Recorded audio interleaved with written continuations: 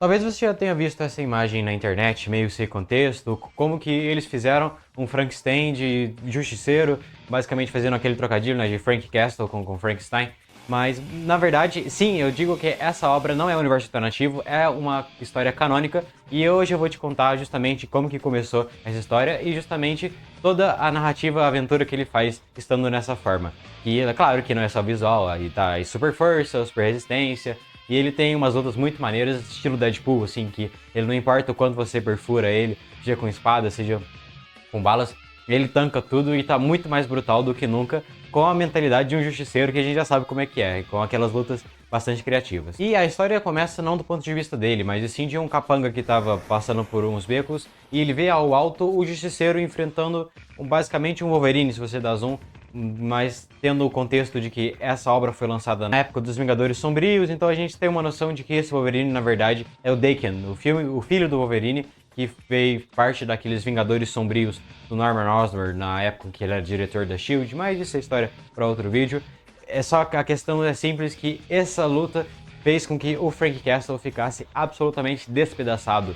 O Wolverine, o Daken, despedaçou com ele, e justamente como as pessoas sabiam que ele era valioso, mesmo incompleto, já que histórias em quadrinhos a gente sabe que para reviver alguém é 2 palitos, então começaram a aparecer alguns capangas montados naqueles planadores de Duende Verde para justamente resgatar esses pedaços e ter certeza que ninguém iria pegar eles primeiro, mas não deu tempo, já tinha alguns monstrinhos lá pegando eles, até tentaram atirar, quando de fato veio o monstrão, o famoso Homem-Coisa, e passou a limpa em geral utilizando seus poderes de toque flamejante e resgatou esses pedaços do Justiceiro. E nisso ele já acorda mais ou menos com um diálogo na cabeça dele, que dá assim entre o Lobisomem da Meia-Noite, sim, aquele que teve série no Disney Plus em preto e branco, com o Morbius. Apesar de não ter sido lá muito bem recepcionado nos filmes, ou tão bem representado, nos quadrinhos é um cara maneiro, um cientista, e tá cuidando justamente dessa cirurgia de recomposição do Punisher. E é claro, agora que ele tá acordado, ele fica completamente desesperado, começa a atacar todo mundo, e é revelado a forma Frankenstein dele. Então, sim, quem foi capaz de reviver, digamos assim, o Frank Castle nessa forma foi o Morbius, costurando os pedaços e dando consciência para ele de uma forma que vai ser explicada mais para frente. Mas, no caso, esse descontrole dele é justamente porque a cirurgia não está completa. Então, o Morbius não teve tempo de concluir 100% os reparos, os remendos, até o processo de recomposição do cérebro. Então, por isso que o Punisher acordou todo maluco, como se fosse um Hulk, assim, uma besta 100% irracional. E tão irracional que ele sai até do laboratório, ele foge e começa a andar por lugares, encontrar um ambiente todo cheio de monstros, basicamente é a cidade dos monstros que eles estão, até que ele chega num padre lá dos monstros que basicamente consegue imobilizar ele, dá tempo para ele conseguir se acalmar. E aí que eles explicam para ele mais ou menos a situação de que recentemente aumentou muito o processo de caça aos monstros por um grupo em específico, então eles resolveram se reunir numa cidade, basicamente a lógica dos Morlocks do X-Men, a galera vivendo no subterrâneo, escondida, para não ser atacada e meio que criando ali a sua sociedade com seus mercadores e a sua subsistência. E a cena corta justamente para um dos capturados por essa galera que tá caçando monstros, que é o monstro marinho. E ele basicamente está tentando dizer que não conhece essa pedra de sangue que eles estão perguntando para ele, que é um artefato mágico poderoso que está na posse do Morbius, mas na verdade isso era só uma enganação e os cientistas que estão lá, eles já tinham inclusive capturado a família do monstro marinho e executa na frente dele aquela galera, só de sacanagem mesmo, e já anunciam que vão lá na cidade dos monstros para matar todo mundo e pegar essa pedra de sangue de volta. A cena corta do Justiceiro mais ou menos tentando entender toda essa situação, processar até alguns capítulos da saga anteriores em que ele teve que carbonizar a família dele que tinha sido revivida em forma de zumbi por uma organização, que ele sabia que de fato não era a família dele, já que eram zumbis, mas isso em tese tem atormentado ele, somado a justamente essa parte incompleta agora do cérebro dele pós-cirurgia, chega no nível que ele começa a birutar tanto que ele pega um rato cogitando comer o rato, tendo esses instintos mais primitivos da besta. Mas aí nesse momento chega um menino monstrinho e ele grita imediatamente no reflexo por ter sido flagrado com o rato perto da boca, mas aí o menino oferece um chocolate para ele e eles sentam ao lado do Punisher para assistir TV enquanto comem o chocolate. Porque dá pra entender mais ou menos a camada por trás dessa cena, é justamente o Punisher tendo esse fraco com crianças justamente por conta dele ter perdido os filhos, né? E pelo menos agora ele tem essa companhia nesse lugar esquisito. Nisso aparece o Múmia conversar com o Frank Castle e basicamente ele entrega algumas pílulas que o Morbius fez pra ele, basicamente que conforme ele toma esse remédio faz com que ele consiga manter mais da consciência e não ter aquelas crises que ele teve antes. Pelo menos não enquanto o corpo dele não terminasse de se regenerar 100%.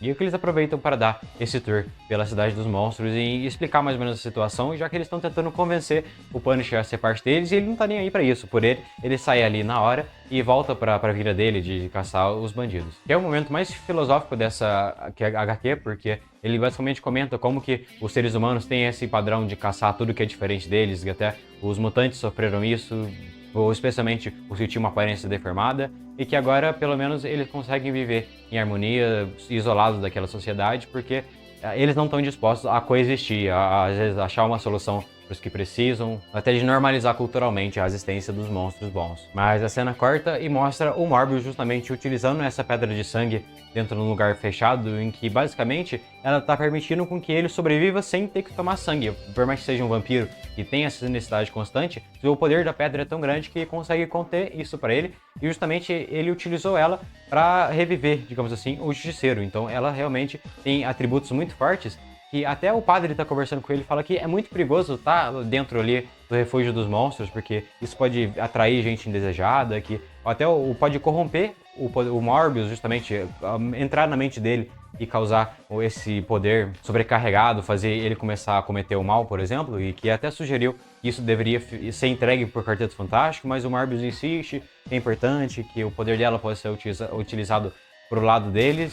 E é claro que vai dar ruim, e é justamente nesse momento que começa a invasão daquele grupo de caçadores de monstros. E onde já temos a primeira vítima dessa galera, porque já transformam um monstro gigante em papinha praticamente com os seus equipamentos, de meio que um estilo de liquefação, onde é revelado o líder dessa organização, que é esse homem, basicamente, num mecha gigante. E é claro que essa invasão não podia terminar de outro jeito que não fosse tragédia. E os soldados chegam a disparar naquela criança que ofereceu o chocolate pro Punisher. O que, nossa, que sacanagem, tirou logo a companhia dele, e é lógico que ele não vai perdoar. A gente conhece o jeito que ele é esquentado, e justamente matar uma criança na frente dele, ele não ia deixar barato, e ele entra na briga, faz a limpa em todos aqueles soldados, com uma cena de ação sensacional dele passando a espada, dando um tiro pra todo lado, metralhando bem os moldes Punisher, e adendo a uma cena bem criativa, que ele basicamente coloca um cano na boca de um soldado, coloca uma granada dentro e joga ele no meio da multidão para explodir e todo mundo. Muito louco essa cena de quadrinho do Punisher. E a cena volta exatamente mostrando aquele cyborg dando uma surra no Morbius, que é impressionante, até considerando que ele consegue bater de frente com o vampiro sem nenhuma dificuldade, dá um couro nele e inclusive rouba a pedra de sangue, sequestrando o Morbius junto. E então eu imagino que um cara que já é perigoso, tendo esses planos de massacre em massa, agora tendo a pedra de sangue, vai inclusive propulsionar ele, né? Mas antes é claro que ainda tem muita gente para se enfrentar, e mostra umas cenas muito legais do lobisomem lutando com todo mundo ao mesmo tempo, ele que também é um super-humano com super força e resistência. Tem umas cenas muito maneiras dele sendo perfurado e basicamente não sentindo nada, fazendo a limpa em todo mundo, e aparece o Justiceiro pra ajudar eles, dois lutam lado a lado, fazendo a limpa em todo mundo, de jeito brutal pra caramba. É um daqueles momentos que a gente pensa que ainda bem que o Justiceiro foi amplificado, e pela essa quantidade de disparos e golpes que ele tomou, se fosse a versão original dele, ele já tava morto faz tempo. E quando aquele cyborg tá justamente fugindo com o Morbius e a Pedra de Sangue, o Justiceiro faz um combo com o Homem-Coisa de jogar ele pra cima do helicóptero pra tentar alcançar, mas basicamente ele só consegue puxar a perna daquele soldado samurai. E nesse momento entra um monstro mais poderoso da Marvel, que é o Giganto. Já atravessa o chão para tentar alcançar o helicóptero, quebra tudo na área. Uma cena muito maneira. E quando eles se reúnem para justamente culminar essa missão de resgate, aparece o padre comentando sobre tudo aquilo que o Morbius tinha falado para ele, sobre a Pedra de Sangue, o poder dela e quais são os planos dos caçadores de monstros. E rola toda uma discussão, mas é claro que o Justiceiro não vai ficar quieto sem se meter na questão. E nisso passam por um processo de investigar mais sobre o passado daquele cyborg e descobrem toda a origem dele, que ele tem mais de 110 anos de idade, vivia numa vilazinha pequena com sua família, em que ela foi atacada por um lobisomem que infectou toda a vila. Então, basicamente, ele chega no lugar, tá todo mundo caído no chão, numas poças de sangue, mas todo mundo iria levantar como lobisomem e causar um caos. Então, basicamente, ele é obrigado a ir um por um, toda a vizinhança, inclusive na própria família dele, e botar uma faca de prata no peito, para justamente não permitir que ninguém levantasse. Mas a questão é que, já que ninguém chegou a se transformar de fato, toda a sociedade não acredita nele. Então, as pessoas que acham que ele simplesmente endoidou e fez um massacre premeditado de toda aquela vila. O que ele é condenado a ficar preso por décadas. Ele fica bem velhinho, totalmente traumatizado com monstros, né? Por ter acabado com a vida dele. Mas nesse momento, por coincidência, ele acaba conhecendo o Caçador de Demônios, o Bloodstone.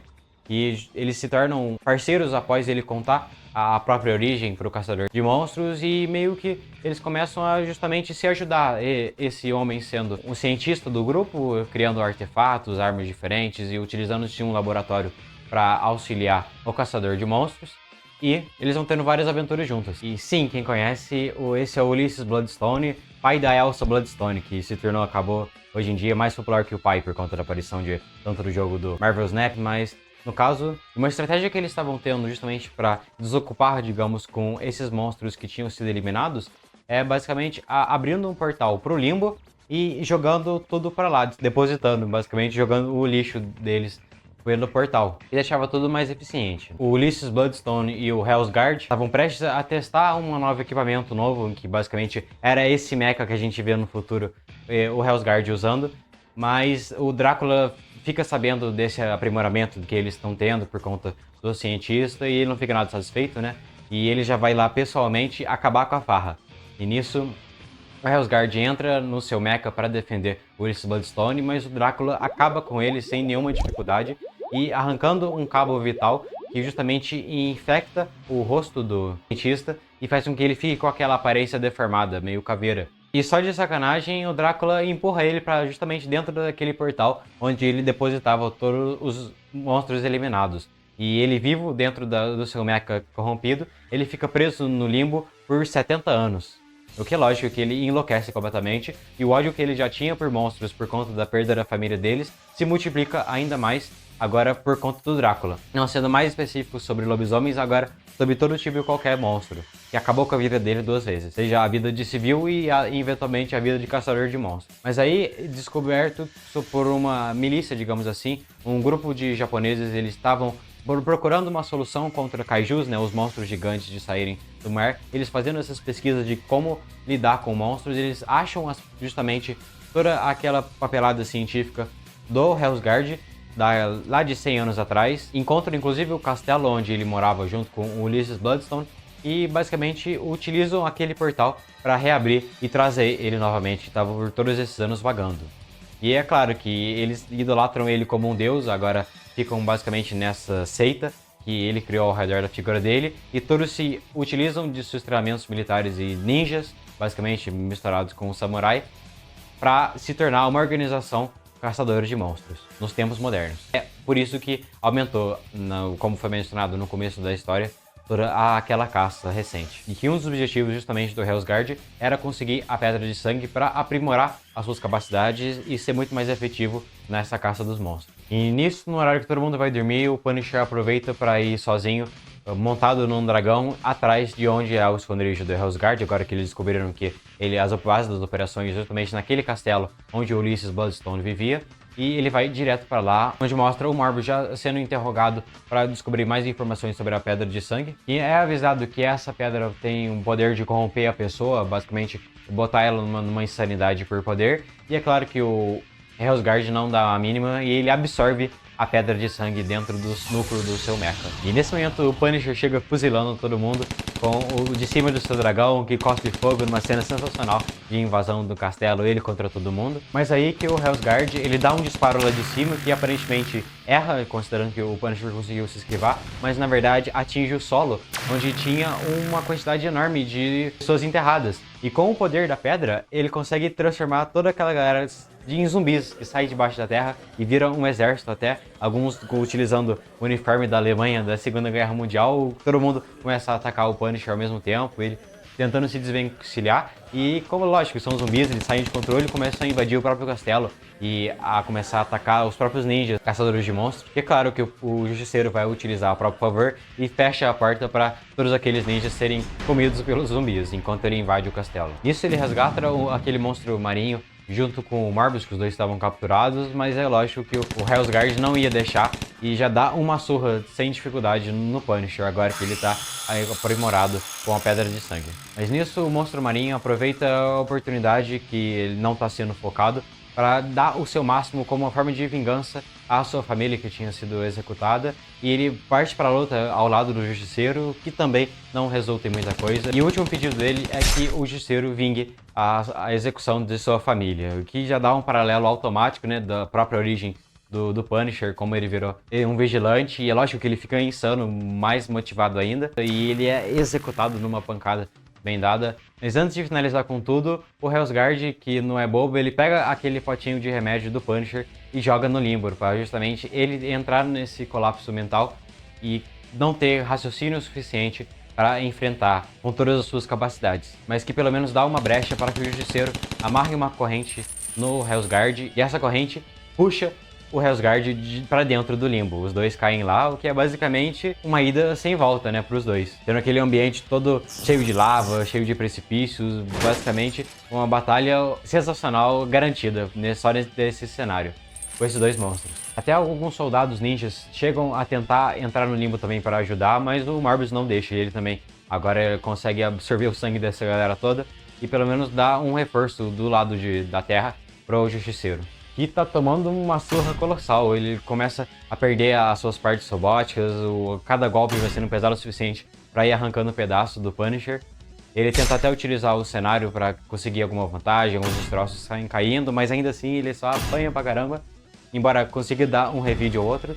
E nesse momento que o Punisher acha o seu potinho de remédio para recuperar a seu condicionamento mental, e é lógico, o Hellsguard ele debocha. O que adianta agora você recuperar sua mente se você tá com o corpo totalmente detonado, né? Mas é claro que o Punisher agora, com a sua consciência, ele faz o que todo mundo queria fazer, que é dar uma bela de uma porrada naquela cabeça de aquário dele, que estoura em vários caquinhos de vidro. O que é claro que não mata ele, mas deixa ele puto bastante para se distrair e tentar metralhar o Punisher pela última vez. Mas é nesse momento que o monstro marinho, ele aparece justamente arrancando a parte traseira daquela armadura e tirando o Hellsguard do seu mecha. Sim, ele não morreu, porque se tem uma coisa que o Hellsguard faltou na aula, é sobre a biologia daqueles monstros, em que não possuem um cérebro na cabeça, e sim no pescoço. Então mesmo com aquele buracão no meio da testa, ele tá de volta para ajudar o Punisher na sua luta. E é nesse momento que o Hellsguard já não tem mais o que fazer, ele entra em desespero, ele fala que